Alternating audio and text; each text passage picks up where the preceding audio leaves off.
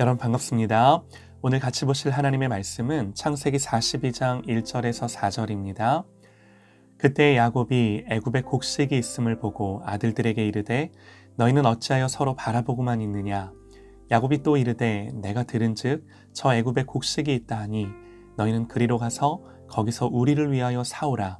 그러면 우리가 살고 죽지 아니하리라 하매 요셉의 형 10사람이 애굽에서 곡식을 사려고 내려갔으나 야곱이 요셉의 아우 베냐민은 그의 형들과 함께 보내지 아니하였으니 이는 그의 생각에 재난이 그에게 미칠까 두려워함이었더라. 아멘. 하나님의 경륜이라는 제목으로 하나님의 말씀 듣겠습니다.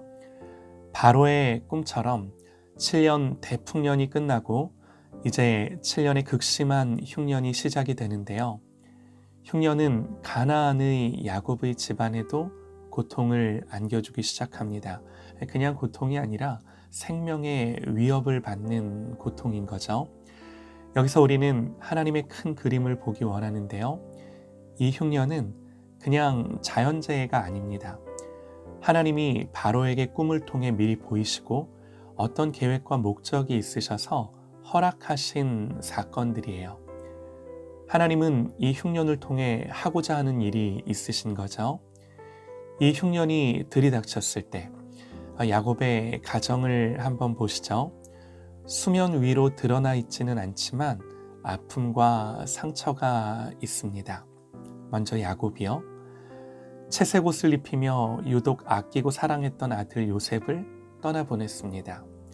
이 사건을 자세히 보면요. 사실 이 사건의 발단이 어찌 보면 야곱입니다. 무슨 말인가? 말씀을 보면 창세기 37장으로 돌아가서 그의 형들이 세겜에 가서 아버지의 양떼를 칠 때에 이스라엘이 요셉에게 이르되 내 형들이 세겜에서 양을 치지 아니하느냐 너를 그들에게로 보내리라. 요셉이 아버지에게 대답하되 내가 그리하겠나이다. 그러니까 지금 누가 요셉을 형들에게 보냈던 거예요? 야곱이 요셉에게 형들에게 좀 다녀와라 이렇게 시킨 거예요. 요셉은 아버지의 명령을 듣고 내가 그리하겠나이다 대답하고 간 거죠. 그런데 들려오는 소식이 뭐예요? 요셉의 형들이 그들이 요셉의 옷을 가져다가 숫 염소를 죽여 그 옷을 피에 적시고 그의 채색 옷을 보내어 그의 아버지에게로 가지고 가서 이르기를 우리가 이것을 발견하였으니 아버지 아들의 옷인가 보소서 하매 아버지가 그것을 알아보고 이르되 내 아들의 옷이라 악한 짐승이 그를 잡아먹었도다. 요셉이 분명히 찢겼도다 하고 자기 옷을 찢고 굵은 배로 허리를 묶고 오랫도록 그의 아들을 위하여 애통하니 그의 모든 자녀가 위로하되 그가 위로를 받지 아니하여 이르되 내가 슬퍼하며 스올로 내려가 아들에게로 가리라 하고 그의 아버지가 그를 위하여 울었더라. 여러분 야곱의 슬픔이 느껴지실까요? 요셉이 자기가 심부름을 시켜 가다가 짐승에게 찢겨 죽은 걸로 알고 있는 거죠. 야곱의 후회와 고통은요 이루 말할 수 없는 거죠. 이런 상처와 아픔은요 야곱에게 큰 트라우마를 남기는데요. 베냐민에 대한 더 큰 집착입니다.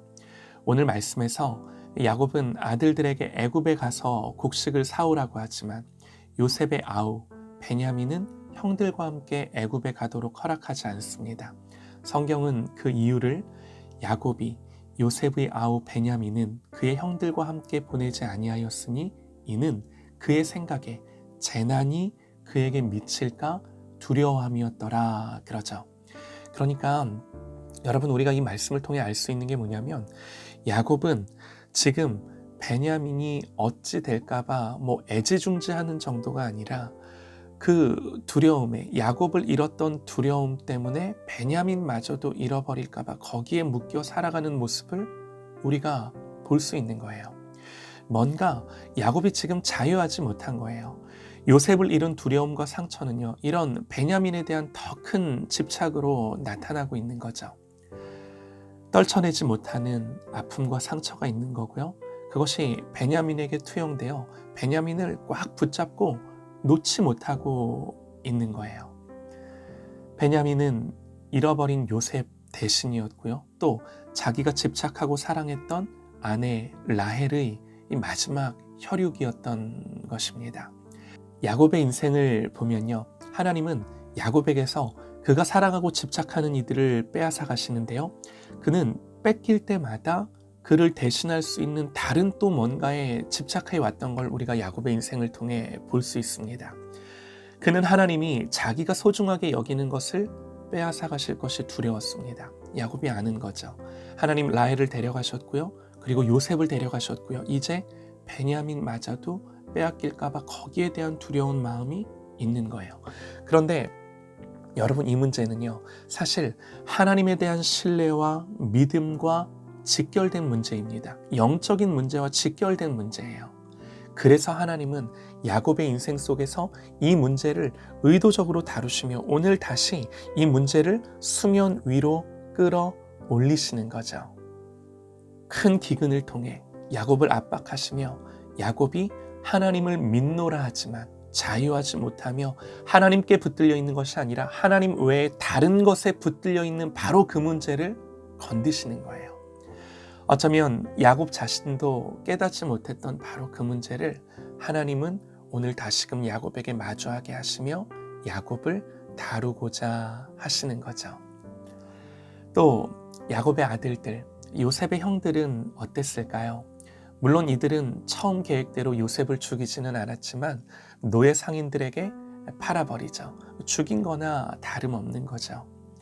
성경이 직접적으로 언급하고 있지는 않지만 요셉의 형들에게도 죄책감과 이로 인한 두려움이 있었을 것입니다. 그들은 자기들이 공모하고 은폐한 이 죄의 고통을 안고 살아가며 견뎌야 했을 것입니다. 여러분 보세요.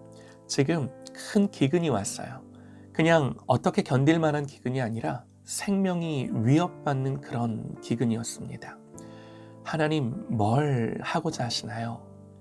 야곱의 아픔과 상처와 집착을 꺼내놓으려 하실 뿐만 아니라 형들의 고통과 죄책감과 깨어진 형제, 다 깨어진 이 가정을 통째로 드러내고자 하시는 거죠. 하나님은 이 모든 것들을 드러내시고 다루실 작정이신 겁니다. 심판하고 벌을 주기 위해서가 아니라 구원하고 치유하시기 위해 하나님 그 일들을 하고자 하시는 거예요. 사랑하는 여러분, 하나님의 이 놀라운 경륜과 섭리와 세밀한 간섭을 우리가 보기 원합니다. 그런데 이 과정을 살고 있는 사람들은요, 그 누구도 이 하나님의 큰 그림을 보지 못한 채 그저 자기의 삶을 살아갑니다. 그러나 하나님은 하나님의 이 목적과 계획을 이루시면서 한 영혼 한 영혼을 다루고 계시는 거죠. 사랑하는 여러분, 우리의 소망과 위로가 여기에 있습니다.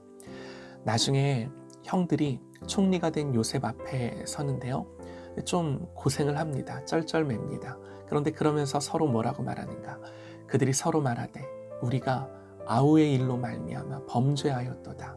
그가 우리에게 애걸할 때에 그 마음의 괴로움을 보고도 듣지 아니하였으므로 이 괴로움이 우리에게 임하도다.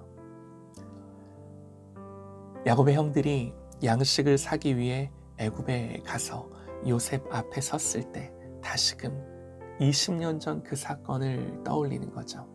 요셉의 형들은 이 일을 마음에 두고 있다가 자기들 앞에 닥친 고난으로 인해 다시금 그 일이 생각나는 거죠. 하나님 왜 생각나게 하실까요? 하나님 물론 이 죄를 회개하고 돌이키기 원하십니다. 그러나 한 걸음 더 나아가 그렇게 회개하고 돌이켰을 때 더 이상 그 아픔과 상처로 사는 것이 아니라 떨쳐내고 요셉의 형들도 다시금 회복되기를 원하시는 거죠. 하나님은요, 지금 이 놀라운 구원의 경륜으로 이 모든 것들을 이끌어 가고 계신 거예요. 어찌 보면요, 한 가정을 구원코자 애굽과 그 주변 나라들을 다 들어쓰시고 기근을 일으키시는 하나님. 여러분, 누가 이 하나님의 지혜와 섭리하는 일들을 다 헤아리겠습니까? 누가 이 역사와 시대를 다 알겠습니까? 그러나 분명한 것은요, 하나님만이 통치자요 주권자이십니다. 사랑하는 여러분, 우리가 이 사실을 믿고 지금 나의 삶에도 하나님이 이 모든 내 앞에 직면한 사건들을 나로 하여금 마주하게 하시며 하나님 나에게 무엇을 하고자 하시는지를 분별하며 오직 주님의 마음으로, 하나님의 마음으로 나의 모든 인생의 때를 살아가는 저와 여러분 되시기를 간절히 소망합니다.